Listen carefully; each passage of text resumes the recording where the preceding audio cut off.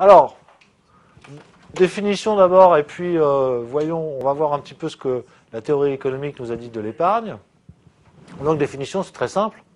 Hein, vous savez que revenu égale consommation plus épargne. Donc, vous isolez l'épargne. Donc, l'épargne est la partie non consommée du revenu. Voilà une définition qui se suffit amplement. La partie non consommée du revenu. Alors, pour les néoclassiques, l'épargne est une consommation différée dans le temps. C'est intéressant, ça. Je m'abstiens aujourd'hui de consommer pour pouvoir consommer plus demain. Pour réaliser cela, j'ai besoin de épargner aujourd'hui pour disposer d'un plus grand pouvoir d'achat demain. D'accord ? Et d'ailleurs, dans la même conception, les néoclassiques disent que le taux d'intérêt qui rémunère l'épargne ordinaire, eh bien, c'est le revenu de l'abstinence. On me rémunère parce que j'ai décidé de ne pas jouir de mon argent en achetant des biens qui vont satisfaire mes besoins.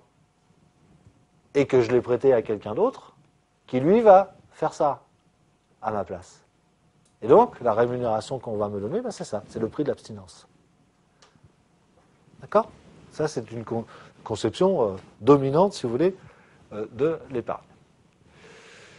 Donc, ça veut dire que l'épargne permet d'augmenter le revenu et la consommation future.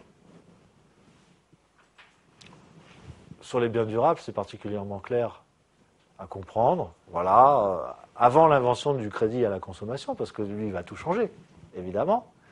Mais avant qu'il y ait le crédit à la consommation, ben, les gens mettaient de côté de l'argent pour pouvoir s'acheter, au début de l'électroménager, un lave-linge, par exemple, ou un réfrigérateur. Hein ? Aujourd'hui, ce serait une voiture, s'il n'y avait pas le crédit à la consommation. Alors, pour les keynésiens, l'épargne, c'est un autre statut. En fait, ça n'en a pas. L'épargne, c'est un reste, c'est ce qui reste, un résidu.